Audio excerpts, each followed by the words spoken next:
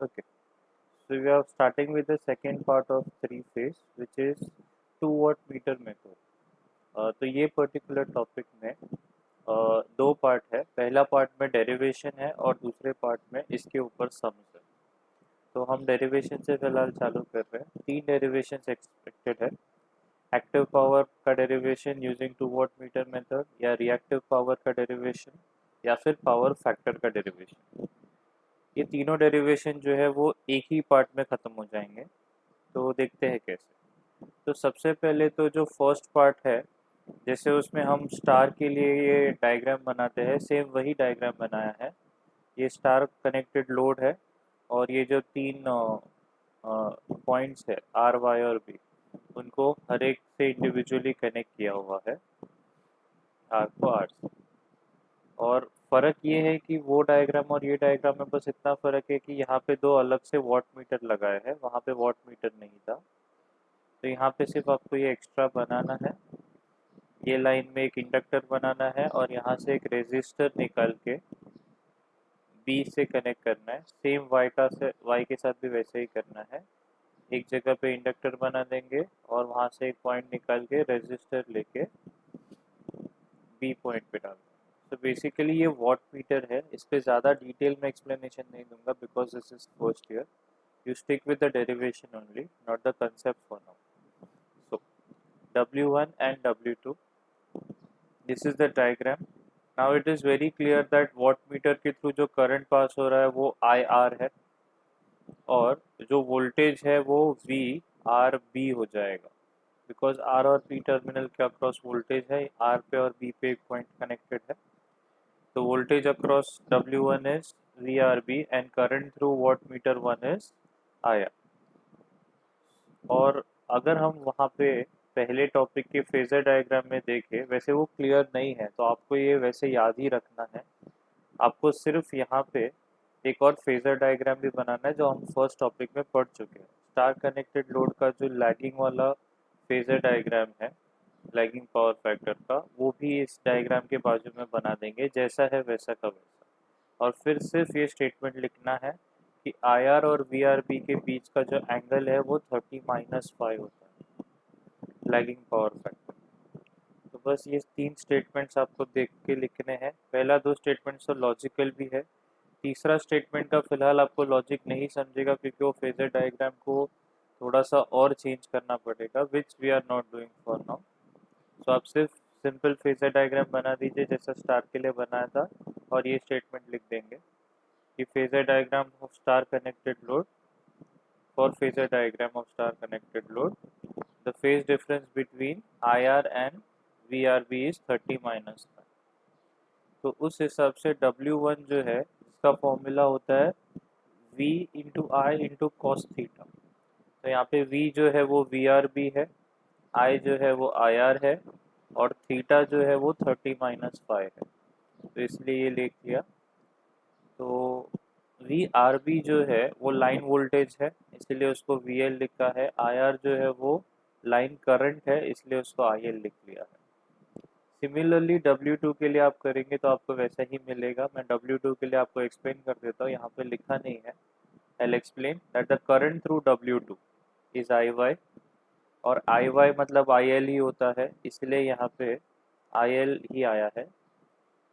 Voltage through या voltage across Y and B is V Y B, तो इसीलिए वो वी वाई बी होगा which is again V L only, तो इसीलिए वी एल ही आया है। और जो वी वाई बी है और जो आई वाई है, अगर वापस वो फेजर डायग्राम में देखेंगे तो वो दोनों के बीच का फेज डिफरेंस जो है वो 30+5 मिलेगा इस बार। तो only changes this thing. Again phasor diagram देखने का ज़रूरत नहीं है आपको, आपको सिर्फ कॉपी करना है। उसके बाद आपको क्या करना है, you have to add the two equations। तो लेफ्ट हैंड साइड पे मिलेगा W1 प्लस W2 और राइट हैंड साइड पे ये दोनों को ऐड करके लिखा है। अब ये दोनों में VL IL कॉमन है, इसलिए उसको बाहर निकाल लिया तो बचेगा cos 30-5 प्लस cos 30+5।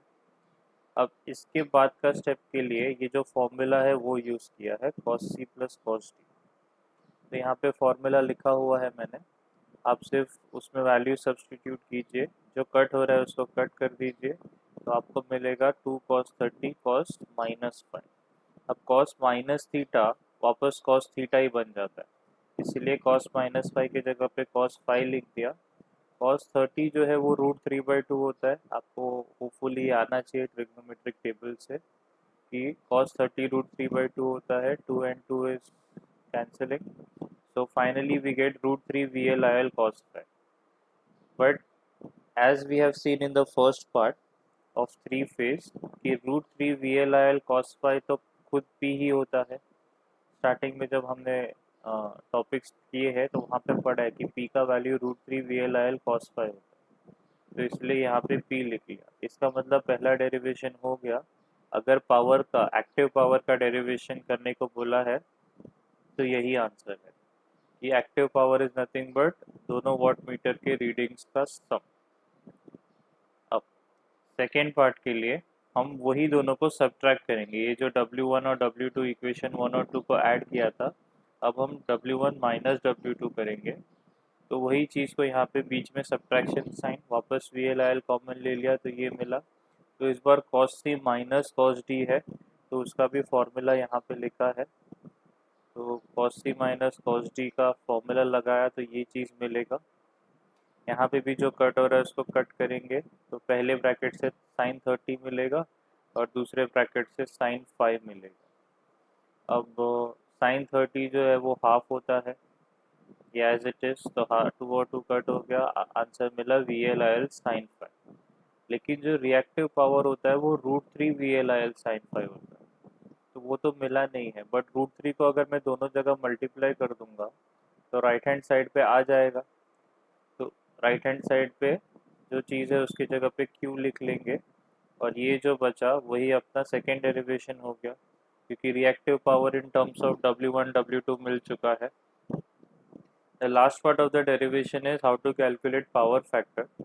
इसके लिए जो इक्वेशन 3 और 4 मिले हैं, W1 प्लस W2 का आंसर और W1 माइनस W2 का आंसर, वो दोनों को डिवाइड कर देते हैं। वैसे अगर आप 4 डिवाइड बाई 3 करते तो ज़्यादा बेटर होता, तो ये इन्वर्टेंडो नहीं करना पड़ता। बट एनीवेज 3 डिवाइड बाई 4 किया तो यहाँ पे √3 cos 5 अपॉन sin 5 बचा।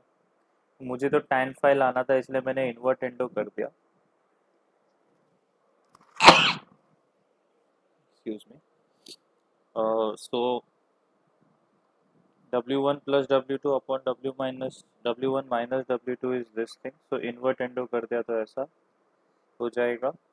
अब sin 5 अपॉन cos 5 को tan 5 लिख लिया और ये जो √3 नीचे था उसको वहाँ पे ऊपर लेके गए।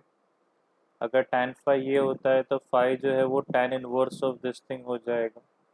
तो फाइनली हमको 5 मिल गया और पावर फैक्टर का फॉर्मूला होता है cos 5, तो 5 के जगह पे ये value substitute. So this is the derivation for power factor.